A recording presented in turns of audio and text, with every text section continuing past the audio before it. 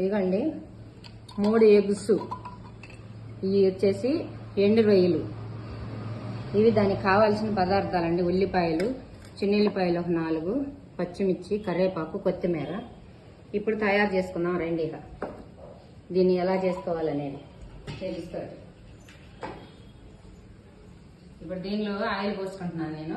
చూడండి, దీనిలో పోపు దినుసులు అవసరం లేదండి. పోపు దినుసులతో పని ఉండదు, దీంట్లో వేసుకోకూడదు. దానిలో పోపు దినుసులు. ఇప్పుడు ఉల్లిపాయలు వేస్తున్నాను. ఇక ఇవ్వండి, ఉల్లిపాయలు ఫ్రై చేసుకోవాలి. దాంతోపాటుగా ఇవి చిన్నుల్లిపాయలు వేసేసాను. ఇది పచ్చిమిర్చి, ఇవన్నీ ఫ్రై చేసుకోవాలండి. ఇప్పుడు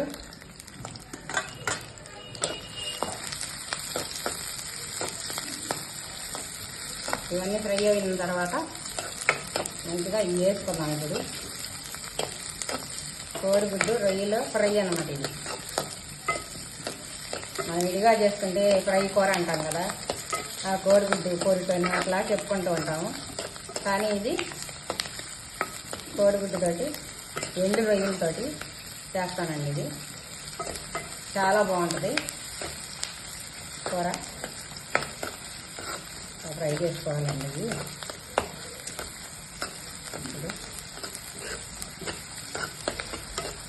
ఫ్రై చేసుకున్నాం. దానిలో కొంచెం సాల్ట్ వేసుకున్నాం అండి. తగినంత వేద్దాం, దానిలో సరిపోదు. సాల్ట్ వేసుకున్నాం.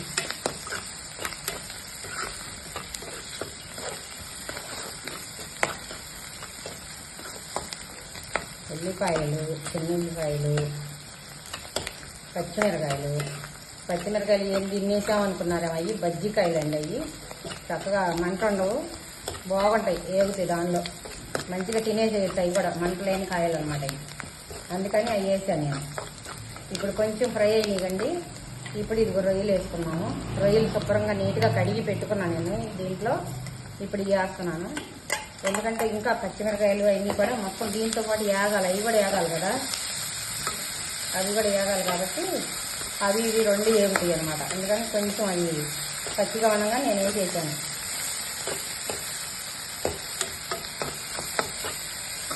ఫ్రై మొత్తం ద్వారకా కలర్ వచ్చే వరకు వేగాలండి కదా.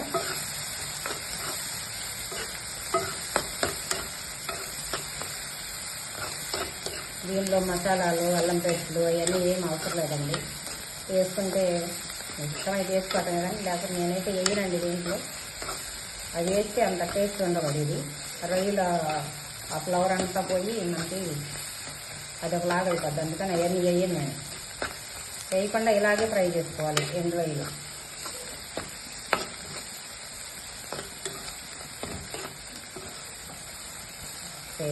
ఫ్రై అయిపోతాను ఇంకా.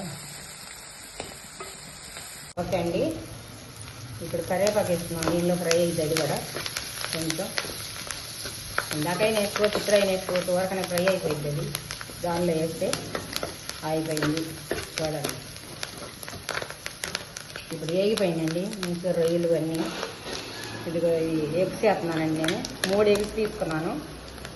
3 దానిలో వేసేస్తున్నాను.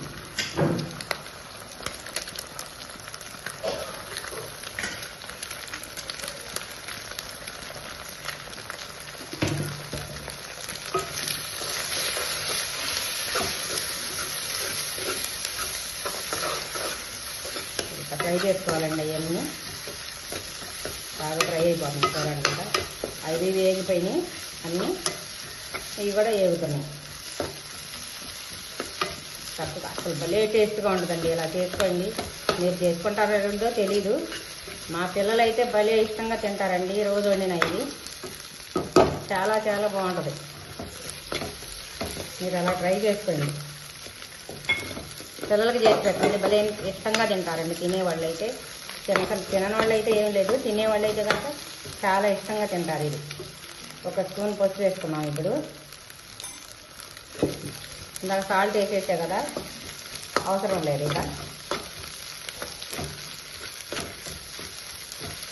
పసుపు వేసాను. ఆల్రెడీ కోడిగుడ్డు వేగిపోయిందండి. ఇక ఫ్రై అయింది, బాగా ఫ్రై అయిపోయింది గుడ్డు కూడా. ఫాస్ట్గా అయిపోద్దండి కూర కూడా. ఇది లేట్ పట్టదు. త్వరగా కావాలనుకుంటే ఇది చేసేసుకోవచ్చు మనం. ఒక స్పూన్ వచ్చేసి ఆ స్పూన్నర వేసానండి కారం.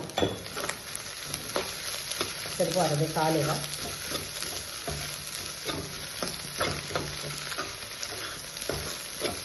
అసలు భలే ఉంటుందండి ఇది. వేడి అన్నంలో తింటుంటే చాలా టేస్ట్గా ఉంటుందండి. ఇలా చేసేసుకోండి మీరు కూడా. ఎండు రొయ్యలు కోడిగుడ్డు కర్రీ చాలా బాగుంటుంది. ఇప్పుడు వచ్చేసి కొంచెం కొత్తిమీర వేసుకున్నాం. ఇంకా అయిపోయింది. అసలు తింటుంటే భలే ఉంటుందండి. ఎక్కడికన్నా మనం జర్నీలో కూడా నేను ఎక్కువగా ఇది చేసుకుని బాక్స్లో పెట్టుకుని వెళ్తానండి. బాగుంటుంది అన్నం చాలా. ఇవన్నీ వేసుకుని ఉంటాం కదా కొత్తిమీరలు ఇవన్నీ. ఆ జర్నీలో కనుక బాక్స్లో ఇట్లా చేసేసి అన్నం కూడా దీనిలో వేసుకుని కొంచెం వేసుకుని ఫ్రై చేసుకుని కనుక పెట్టుకుని స్పూన్ వేసేసుకుని జర్నీలో వెళ్తా తింటుంటే ఏమా టేస్ట్గా ఉంటుందండి. అయిపోయిందండి ఇక కూర. అయిపోయింది కర్రీ. ఓకే, ఇదిగండి.